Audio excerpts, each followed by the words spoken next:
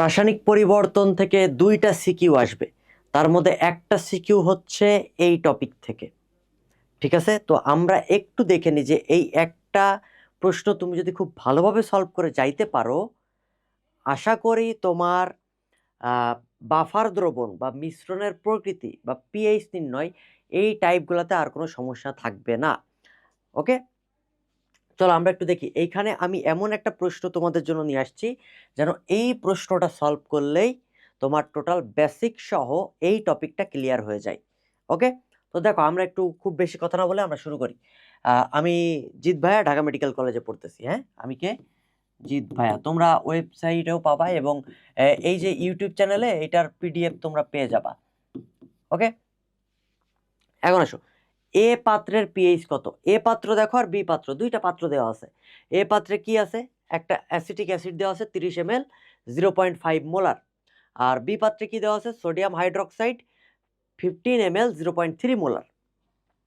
প্রথম প্রশ্ন বলছে এ পাত্রের পিএইচ কত। আমরা কি জানি? আমরা জানি আমরা অনেক কিছুই জানি, তাই না? পিএইচ সমান সমান কি? Minus log of H plus ion, right? তো এইখানে হাইড্রোজেন আয়নের ঘনমাত্রা বসাই দিলেই কিন্তু আমাদের আনসারটা চলে আসে, তাই না? তাহলে এখানে হাইড্রোজেন আয়নের ঘনমাত্রা কত? 0.5 মোলার বসিয়ে দাও, হয়ে যাবে। কিন্তু না, ব্যাপারটা এইভাবে কাজ করে না। এটা কি শক্তিশালী অ্যাসিড? না বাবা, এটা যেহেতু শক্তিশালী অ্যাসিড না, দ্যাট মিনস আমাদের এইখানে অসওয়াল্ডের লঘুকরণ সূত্রটা অ্যাপ্লাই করতে হবে। অসওয়াল্ডের লঘুকরণ সূত্র থেকে আমরা কি পাই বলো? হাইড্রোজেন আয়নের ঘনমাত্রা সমান সমান, অসওয়াল্ডের লঘুকরণ সূত্র অনুসারে হাইড্রোজেন আয়নের ঘনমাত্রা সমান সমান পাই একটা আলফা সি, রাইট? আর একটা pi root over K a into c. এই জিনিসটা যে কোনো একটা ফর্মুলা অ্যাপ্লাই করলেই কিন্তু আমাদের আনসারটা চলে আসে। এইখানে কে এর মান কি দেওয়া আছে? নাই, কিন্তু কে এর মান কিন্তু আমাদের মুখস্থ। কেমন? অ্যাসিটিক অ্যাসিডের জন্য কে এর ভ্যালু হচ্ছে 1.8 ইন্টু 10⁻⁵। তাহলে বলো এখানে কোন ফর্মুলা অ্যাপ্লাই করা যায়? আলাদাভাবে তুমি এইখান থেকে একটু বড় করে করলে, আমরা যদি একটু বড় করে করার চেষ্টা করি, তাহলে ফার্স্ট অফ অল আমরা আলফা বের করব।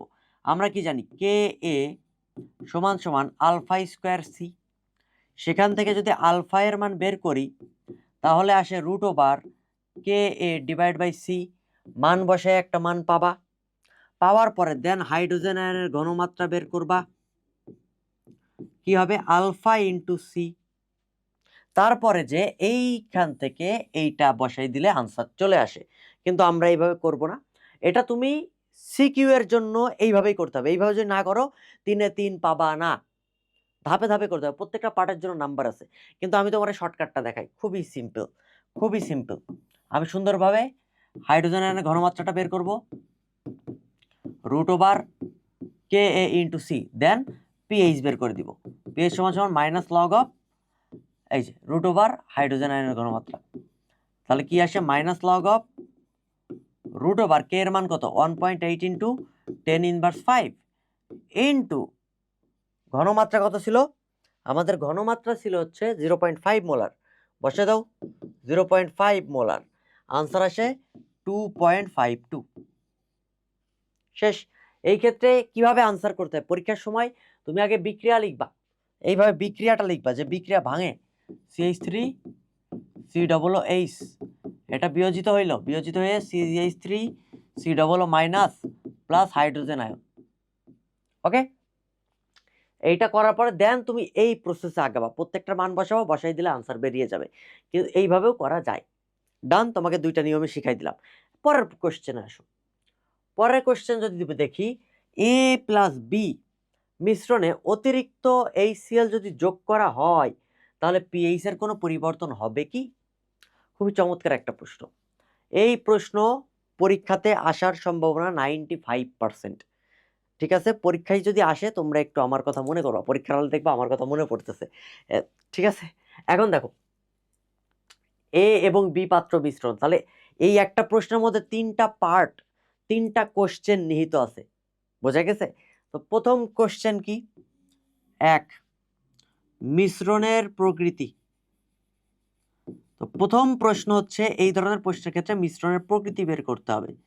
মিশ্রণের প্রকৃতি নির্ণয় করো। সো পরীক্ষাতে এই প্রশ্নটা না দিয়ে জাস্ট একটা প্রশ্ন দিতে পারে, মিশ্রণের প্রকৃতি বের করো। সেকেন্ড কোশ্চেন, মিশ্রণের পিএইচ বের করো, মিশ্রণের পিএইচ বের করো, ঠিক আছে। থার্ড কোশ্চেন, এই যে পিএইচ এর কোনো পরিবর্তন হবে কিনা,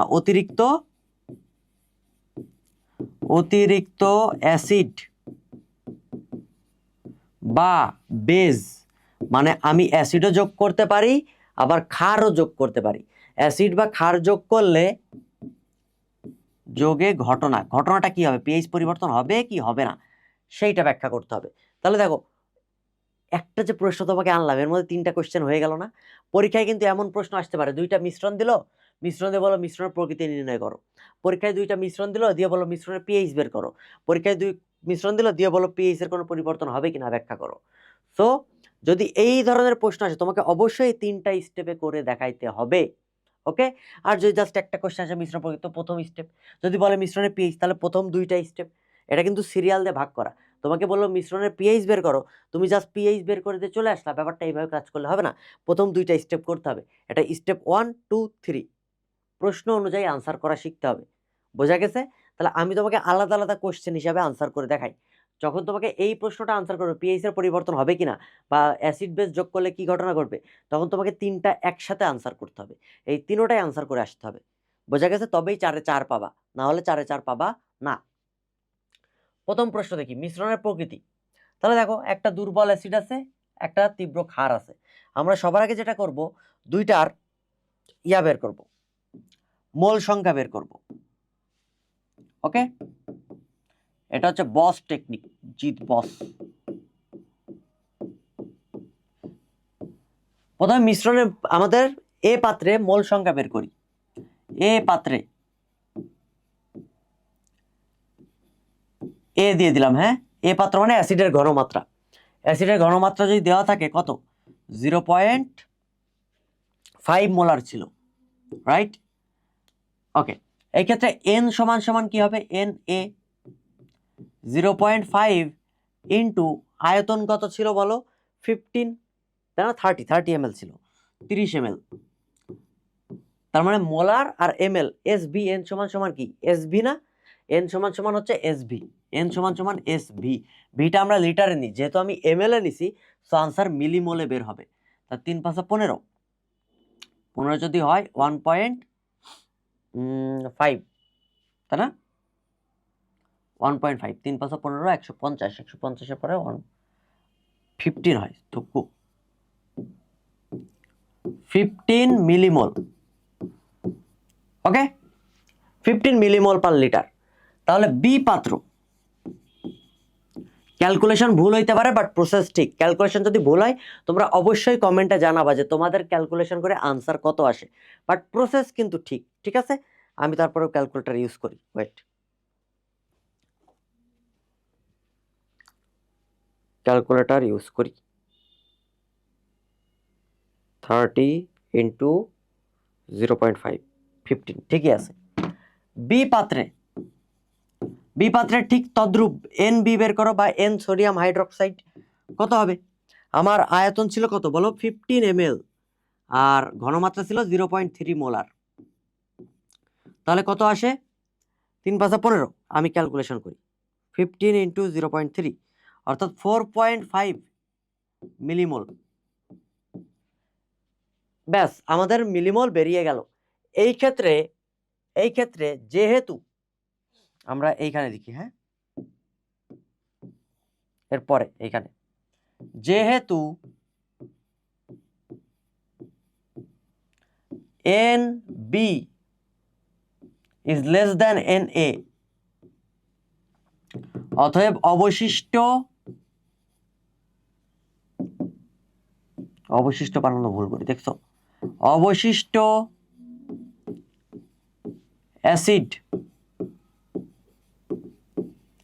অ্যাসিডের পরিমাণ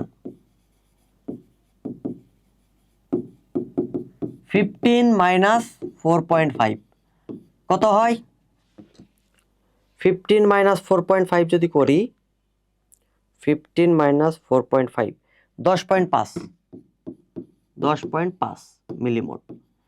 চিন্তা করে দেখো, অ্যাসিড বেশি না ক্ষার বেশি? অবশ্যই অ্যাসিড বেশি, রাইট? তো এটা কিন্তু মুখে মুখেও করা যায়, তো কিন্তু পরীক্ষার হলে এইভাবেই খাতায় করে দেখাইতে হবে। অতএব দ্রবণের প্রকৃতি বা মিশ্রণের প্রকৃতি হবে অম্লীয়। মিশ্রণের প্রকৃতি অম্লীয়। ডান। ব্যাস, এইবার চিন্তা করে দেখো, যেহেতু মিশ্রণের প্রকৃতি অম্লীয়, তাহলে আমরা অম্লের পিএইচ বের করবো। যদি ক্ষার পাইতাম তাহলে পিএইচ তো পাইতাম না, পিওএইচ পাইতাম, তারপরে 14 থেকে মাইনাস করতাম, রাইট? বুঝছো? যদি মিশ্রণের প্রকৃতি ক্ষারীয় বেরোইতো তাহলে কোনটা বেশি থাকতো? Sodium hydroxide. আর সোডিয়াম হাইড্রোক্সাইড যদি বেশি থাকতো, পিএইচ কি ডিরেক্ট পাইতা? পাইতা না। কি পাইতা? পিওএইচ পাইতা। তখন কি করতাম? 14 থেকে মাইনাস করে দিতাম, রাইট? এখন আসছে মিশ্রণের প্রকৃতি অম্লীয়, তাহলে আমরা অম্লীয় যেহেতু, তাহলে পিএইচ বের করা যায়। এবার একটু খেয়াল করে দেখো তো, মিশ্রণের প্রকৃতি যে অম্লীয় বের হইছে, এই পাত্রে কি ছিল? দুর্বল অ্যাসিড। আর এই পাত্রে কি ছিল? তীব্র ক্ষার।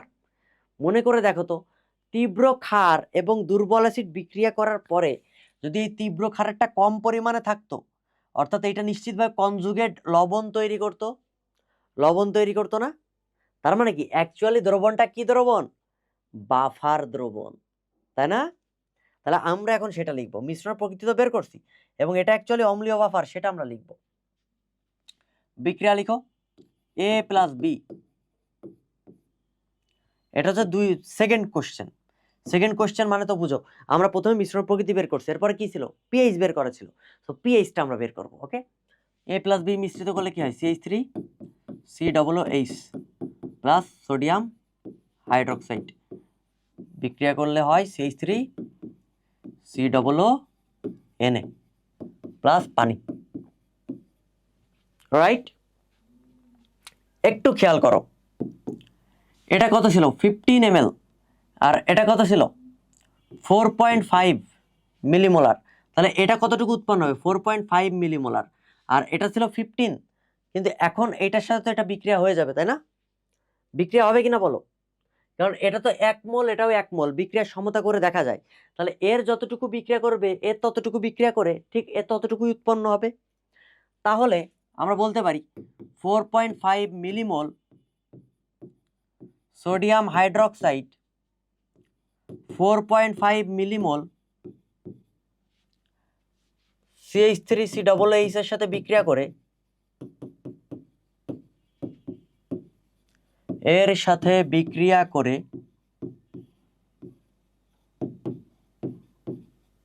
বিক্রিয়া করে 4.5 মিলিমোল। মিলিমোল কেন লিখতেছি? কারণ আমরা ml এ নিছি, আয়তনটা কিন্তু আমরা লিটারে নিছিলাম না, রাইট?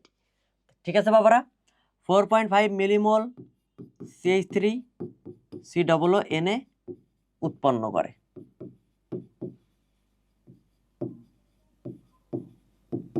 অর্থাৎ দ্রবণে উপস্থিত আছে কি কি আছে বলো? প্রথম কথা, দ্রবণে উপস্থিত আছে এই যে মাইনাস করার পর 10.5 মিলিমোল কি পাইছি? CH3COOH, এই অ্যাসিড আছে। দুর্বল অম্ল CH3COOH কত আছে? 10.5 মিলিমোল। আর CH3COONA কতটুকু আছে?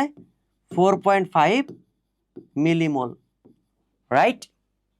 ঠিক আছে বাবারা, তাহলে এইটা যদি আমরা পাই, দেখো অবশিষ্টটা নিছি, কিন্তু আমরা কিন্তু টোটালটা কাউন্ট করি নাই। অবশ্যই অবশিষ্ট অ্যাসিড নিয়ে কাজ করতে হবে পিএইচ বের করার সময়। তাহলে পিএইচ বের করার ফর্মুলা কি? অতএব দ্রবণটি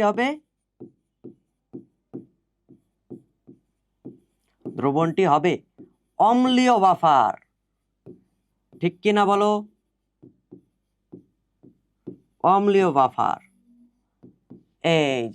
এই যে অম্লীয় বাফার চলে আসলো। এখন তুমি বাফারের পিএইচ বের করবা, বুঝতে পারছো? তো আমরা এখন বাফারের পিএইচটা বের করব। ওকে, চলো, পিএইচ নির্ণয়ের সূত্র কি? পিএইচ সমান সমান PKa প্লাস লগ, উপরে যাবে লবণের ঘনমাত্রা CH3COOH Na divide by CH3CH acid. আমরা সূত্র জানি কি না? আমরা সূত্র জানি না, আমরা কিন্তু জানি যে বাফার দ্রবণের পিএইচ বের করার ফর্মুলা কিন্তু এইটা। এখন পিকে বের করো। পিকে এর ফর্মুলা কি? Minus log of k plus log লবণের ঘনমাত্রা। একটু খেয়াল করো, লবণের ঘনমাত্রা কি ছিল? লবণ কতটুকু ছিল? লবণ ছিল 4.5 মিলিমোল। টোটাল আয়তন এখানে কাউন্ট করতে হবে, ঠিক আছে? ঘনমাত্রা ফর্মুলা কি? এই ঘনমাত্রা ফর্মুলা কি? এস সমান সমান কি? এন বাই ভি না? তাহলে এন তো আমি জানি 4.5 মিলিমোল। এখন ভি টোটাল আয়তন দিয়ে ভাগ করব না? অবশ্যই টোটাল আয়তন দিয়ে ভাগ করতে হবে। টোটাল আয়তন কত বলো?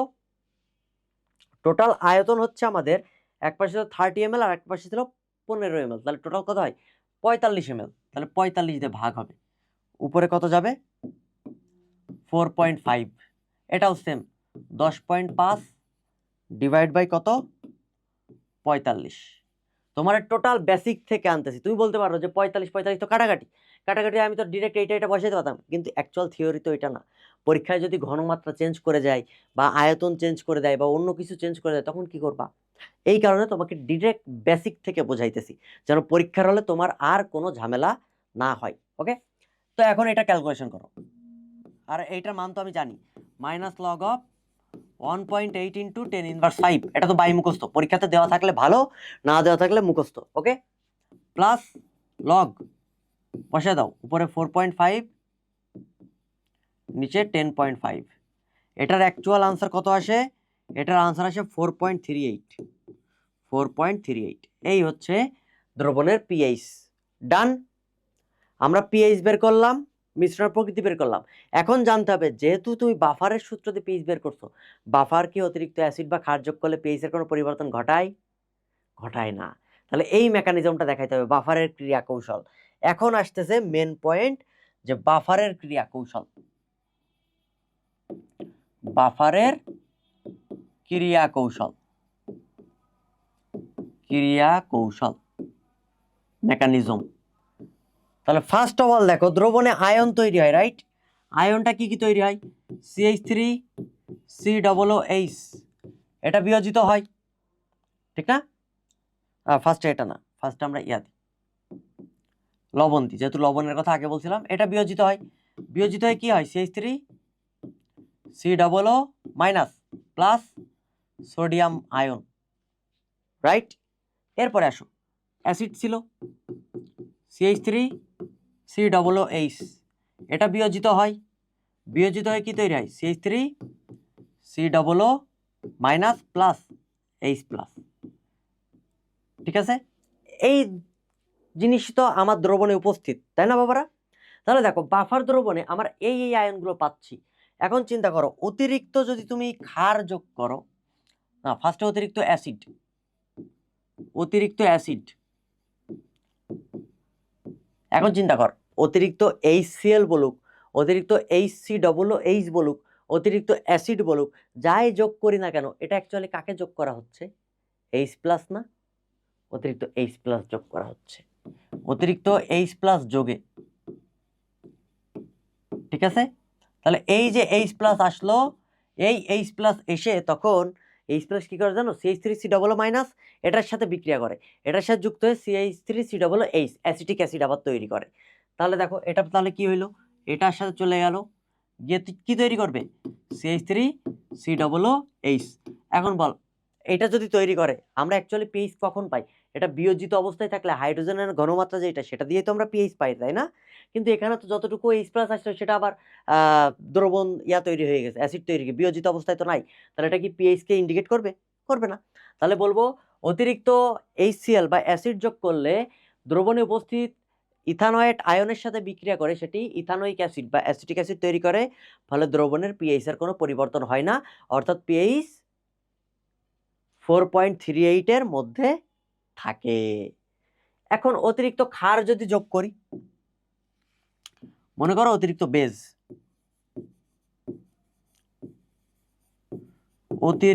বেজ, এখন চিন্তা কর, অতিরিক্ত সোডিয়াম হাইড্রোক্সাইড বলি, অতিরিক্ত সোডিয়াম কার্বনেট বলি, অতিরিক্ত বেজ বলি, যাই বলি না কেন, অ্যাকচুয়ালি কি যোগ করা? হাইড্রোক্সিল আয়ন না? হাইড্রোক্সিল আয়ন যোগে, এখন চিন্তা কর হাইড্রোক্সিল আয়ন যোগ করছিস, হাইড্রোক্সিল আয়ন যদি যোগ করি এটা তাহলে কি করবে, H প্লাসের সাথে বিক্রিয়া করে পানি তৈরি করে ফেলবে। হাইড্রোক্সিল আয়ন H প্লাসের সাথে বিক্রিয়া করে কি তৈরি করে, পানি তৈরি করে, এই যে পানি তৈরি করে ফেলবে। তাহলে পানি যদি তৈরি করে অর্থাৎ দ্রবণের পিএইচ এর কোনো পরিবর্তন হয় না, কারণ লা শাতেলের নীতি অনুযায়ী আবার যতটুকু অবিয়োজিত অবস্থায় অ্যাসিটিক অ্যাসিড ছিল সেটা বিয়োজিত হয়ে আবার হাইড্রোজেন আয়নকে প্রশমিত করে দেয়, তখন মানে দ্রবণে দিয়ে দেয়, ফলে কি হয় দ্রবণের পিএইচ 4.38 এর মধ্যেই থাকে। এভাবেই বাফার দ্রবণে অতিরিক্ত অ্যাসিড বা ক্ষার যোগ করলে পিএইচ এর কোনো পরিবর্তন হয় না। এখন দেখো তুমি একটু চিন্তা করে দেখো এইখানে কোশ্চেন কি ছিল, কোশ্চেন ছিল অতিরিক্ত HCl যোগ করলে পিএইচ এর কোনো পরিবর্তন হবে কিনা। তাহলে তুমি যখন আনসার করবা অবশ্যই তোমাকে এটা করতে হবে দ্রবণের পিএইচ এর জন্য, তারপরে এটা করতে হবে বাফার দ্রবণ কিনা জাস্টিফাই করার জন্য, তারপরে যে অবশ্যই পিএইচ বের করতে হবে, তারপরে যে শুধুমাত্র অ্যাসিডেরটা দেখাবা, ক্ষারেরটা দেখানো যাবে না, কারণ তোমার কোশ্চেনে বলে দিছে অ্যাসিড HCl যোগ করলে, সো ক্ষারেরটার ব্যাখ্যা করা যাবে না। বোঝা গেছে? এখন প্রশ্ন যদি বলে দ্রবণের পিএইচ বের করো, তাহলে কি এতটুকু আর করবা না, তখন তুমি এই পর্যন্ত সীমাবদ্ধ। বোঝা গেছে? আমি কিন্তু টোটাল 3টা স্টেপে দেখাইছি, যখনই প্রশ্ন আসবে মেকানিজম দেখাও তখন তোমাকে 3টা স্টেপ একসাথে সবগুলা করতে হবে। ডান? তো আশা করা যায় বাফার দ্রবণে তোমাদের আর কোনো কনফিউশন থাকার কথা না। তবে একটা প্রশ্ন তুমি তাহলে আমাকে করে দেখাবা, অ্যামোনিয়াম হাইড্রোক্সাইড আর অ্যামোনিয়াম ক্লোরাইড এইটার মেকানিজম, এটা ক্ষারীয় বাফার, হ্যাঁ, এটার মেকানিজম তোমরা আমাকে দেখাবা, ঠিক আছে, কিভাবে হয়। তো এই যে একটা প্রশ্নের মাধ্যমে আমরা বাফারের সকল বেসিক জিনিস সমাধান করলাম। আশা করি পরীক্ষায় আসলে তোমরা অবশ্যই আনসার করে আসতে পারবা এই জিত বাবার টেকনিক দিয়ে। আশা করি সবাই বুঝতে পারছো। এবং দেখো তোমাদের রাসায়নিক পরিবর্তনে যেন কোনো ঝামেলা না হয় তার জন্য আমরা সিকিউ রেডি করে দিছি। আলাদা one shot back shot class নিচ্ছি না। এই যে কেপিকেসি কীভাবে বের করতে হয়, বিক্রিয়ার হার, আংশিক চাপ কীভাবে বের করব, হ্যাঁ, এই যে এদের প্রতিপাদন কেপি সমান সমান KC RT to the power del N. তারপরে মনে করো এই যে রাজশাহী বোর্ডের একটা কোশ্চেন, লা শাতেলার নীতি আছে, 5% বিয়োজিত হবে কিনা, কিভাবে বের করব, প্রত্যেকটা জিনিস আনসার করে দেওয়া আছে। তুমি জাস্ট চোখ বুলায় চলে যাবা। আর যেটা বুঝবা না অবশ্যই জিত বিশ্বাস পেজ বা জিতবিশ্বাস.com ওয়েবসাইটে যেয়ে আমাকে মেসেজ দিবা, অবশ্যই বুঝিয়ে দেবো, ঠিক আছে। এই যে বিভিন্ন বোর্ডের প্রশ্ন, মিশ্রণ প্রকৃতি, মোল সংখ্যা নির্ণয় করো, এগুলো আশা করি তুমি পারবা। প্রত্যেকটা জিনিস, প্রত্যেকটা টপিক ধরে ধরে, এমন কোনো টপিক নাই যেটা বাদ দেওয়া হয়েছে, প্রত্যেকটা টপিক এইখানে তোমাদের জন্য দিয়ে দেওয়া হয়েছে। শুধুমাত্র এই বোর্ড আর টেস্ট পেপারের কোশ্চেন সলভ করে গেলে আশা করি তুমি কমন পাবা ইনশাল্লাহ। তো সবাই ভালো থাকো, সুস্থ থাকো, বেস্ট অফ লাক। এবং তোমাদের যে কোশ্চেনটা আমি সলভ করাইছি, তুমি অ্যামোনিয়াম হাইড্রোক্সাইডটা এটা কোন ধরনের বাফার কমেন্ট করো, কমেন্ট করলেই এই পিডিএফটা পেয়ে যাবা। ওকে, বেস্ট অফ লাক।